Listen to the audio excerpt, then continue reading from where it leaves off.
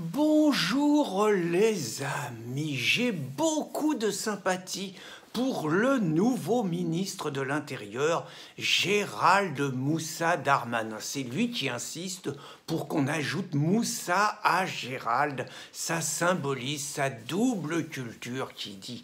Et parce que j'ai beaucoup de sympathie pour lui, je ne voudrais pas qu'il s'use la santé inutilement. Je préférerais qu'il dorme la nuit et qu'il travaille efficacement le jour. Alors, je ne fais pas d'allusion sordide, déplacée à sa sexualité supposée. Je ne donne pas des gages aux féministes tarés qui voulaient le jeter au milieu de la cathédrale de Nantes en feu, qui réclament sa destitution. Je remarque d'ailleurs que les féministes ne s'en prennent qu'aux violeurs blancs. Je n'ai pas de preuve absolue de Gérald Darmanin. J'en sais rien sur les affaires dont il est suspecté. Mais moi, ce qui m'inquiète, c'est quand même que cette nuit, à 1h du matin, à Albon dans la Drôme, il était là, Gérald, il était là, avec le ministre des Transports, Jean-Baptiste Djebari. Il y avait le préfet de la Drôme et il y avait même le président de Vinci Autoroute. Ils étaient tous là, il y avait eu un drame épouvantable qui nécessitait leur présence. Une famille de 9 personnes, les 2 parents et les 7 enfants, avaient été victimes d'un grave accident. Il y avait 5 morts, il y en avait 3 qui étaient salement amochés en urgence absolue et tout. Alors je sais, hein, les racistes, je les vois venir d'ici, ils vont dire c'est quoi les familles qui ont 7 enfants et tout. Vous n'allez pas me dire que c'est des Français. On s'en fout, c'est des Français, ils étaient en France. C'est des enfants, et je suis sûr que dans le choix de Gérald Moussa, il n'y a absolument pas l'origine de la famille. Pas plus, je suis sûr que c'est pas parce que c'était Philippe Mouguillot qu'il n'a pas trouvé le temps d'aller aux obsèques hier, et il aurait pu également aller se voir l'accident d'Axel à Lyon. Hein, Axel, 23 ans, qui s'est fait écraser dessus. On n'a pas le nom des coupables, hein, donc ils ont été demandés aux grands frères ce qu'il fallait qu'ils fassent. Les grands frères leur ont dit il faut se rendre et tout, mais on n'a pas les prénoms. Si ça se trouve, vous savez, c'est peut-être Maurice, Marcel et Alexandre, hein, les mecs, on ne sait pas. On n'a pas les informations, mais donc Gérald, il n'a pas pu y aller. Par contre, il était à Nantes ce samedi quand la cathédrale a brûlé. Et donc là, il était à Albon, Gérald, et il a tenu des propos forts devant les médias. Il a expliqué que les Français, il fallait qu'ils soient prudents au volant, qu'il fallait qu'ils fassent attention parce que la vie des enfants, c'est sacré. Heureusement qu'il s'est déplacé, Gérald, parce que les Français, sans lui, ils auraient fait encore n'importe quoi au volant. C'est bien connu, les Français, il faut les surveiller, c'est des grands enfants irresponsables. C'est pour ça qu'on est obligé de leur remettre la muselière, sinon ils font des conneries. Alors, il y a les mauvaises langues, encore une fois, qui vont dire que plutôt que de se lever à 1h du matin pour se faire voir auprès des journalistes et montrer qu'il s'intéresse au sort des Français, le ministre de l'Intérieur, Gérald Moussa Darmanin, qui est quand même payé pour assurer la sécurité des Français, peut-être qu'il devrait dormir la nuit, mais travailler efficacement le jour. Par exemple, nous apprenons qu'à Bordeaux, un courageux Français, vous voyez, quand on dit que les Français ne sont pas courageux, Alex, il a 44 ans, Alex, il entend des cris épouvantables, il se précipite, et qu'est-ce qu'il voit? Il voit un homme, 40 ans, maghrébin par ailleurs, et il voit un peu plus loin un groupe d'une dizaine qui se marre et tout, qui savate comme une brute une femme au sol en lui mettant des coups de pied violents dans le thorax et tout. On ne sait pas si c'est une tentative de viol, si c'est un règlement de compte familial et tout.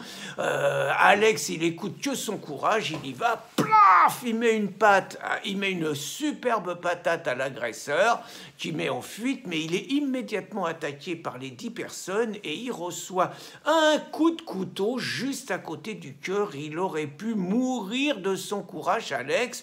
Qu'est-ce qu'ils vont avoir les agresseurs? Vous savez, ceux que Dupond-Moretti, mon grand copain, il appelle les abîmés de la vie. Bah ouais, mais les abîmés de la vie, c'est quand même eux qui abîme souvent la vie des autres. C'est un peu embêtant. Alors à Toulouse, dans un autre registre, là, Gérard Moussa, il faudrait que tu fasses quelque chose. Un adolescent. Alors, c'est une façon de ne pas dire que c'est un mineur isolé étranger en situation irrégulière. Hein. Quand vous lisez la presse, il faut savoir un petit peu lire entre les lignes et décoder. Donc, un adolescent a donné 2 coups de couteau sans raison à un jeune homme. Donc, si on met un jeune homme, ça veut dire qu'en général, le jeune homme, il est plutôt des mêmes origines que moi et que de nombreux de mes abonnés. Alors, à Aurillac, c'est un autre registre, hein, c'est un mec qui a été interpellé d'origine étrangère pour une agression sexuelle. Bon, ça arrive, ça, il n'y a pas mort d'homme, comme aurait dit l'ineffable Jacques Lang. À Montpellier, c'est un autre registre. À Montpellier, le mec, il a été arrêté 4 fois en 10 jours. Il s'est encore livré à une agression sexuelle, mais il a été relâché à chaque fois parce qu'il a la gale. Ah ben là, c'est une attaque. Pas de chance pour la nana qui tombe en face, mais là, on n'y peut rien. Dijon, alors là, c'est pas les Tchétchènes, hein, à Dijon. C'est 3 Algériens et 3 Marocains qui ont été interpellés en plein cambriolage. Mais le juge, il les a relâchés. Pas de stigmatisation, pas d'amalgame. Et bien, le lendemain, il y en a 3 d'entre eux qui ont à nouveau été arrêtés. Mais qu'est-ce que vous voulez, la propriété, c'est le vol. Et tant pis pour les Français qui se font cambrioler. Ils ont qu'à être bien assurés, avoir des alarmes, être chez eux. Ben, s'ils sont chez eux, ils seront peut-être cassés la gueule ou tués. Mais enfin, tant pis, c'est pas grave. Alors, dans le Gard, les pompiers, à ce coup-là, ils ne se sont pas fait tirer dessus. Il n'y a pas un pompier blessé à balles réelles, hein. Mais il y a quand même un pompier les pompiers se sont fait insulter, frapper et caillasser parce qu'ils étaient en train de soigner un chat blessé. Alors à Nantes, c'est un autre registre. Il n'y a pas que la cathédrale qui brûle. À Nantes, il y a Farid. Ah, il s'appelle Farid, hein, c'est pas de notre faute.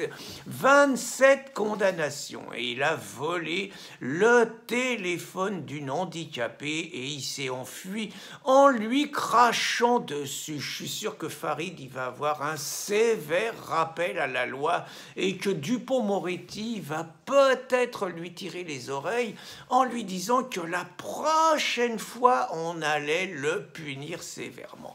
Donc voilà, la France, c'est plus de 1000 agressions gratuites par jour. Ça veut dire, selon le professeur Berger, une agression gratuite toutes les 44 secondes. Donc il faut bien que ça tombe de temps en temps sur des gens qu'on puisse connaître et tout. Mais la priorité de Gérald Moussa Darmanin, par ailleurs, le seul homme de droite qui a déposé plainte contre Riposte Laïque parce que ce site nauséabond avait osé montrer la proximité de ses relations avec les islamo-racailles de Tourcoing. Donc, les Français attendent quand même de Gérald Moussa Darmanin qui dorme la nuit parce qu'il a besoin de dormir. Il a beau avoir 38 ans, une santé dont je ne doute pas qu'elle soit au-dessus de la moyenne, très bien, mais il faut quand même qu'il dorme la nuit ou qu'il ait une vie sexuelle sans violence et sans, on va dire, échange de services sexuels contre services rendus. Ça, il faut plus de ça, Gérald, il n'a plus le droit, hein.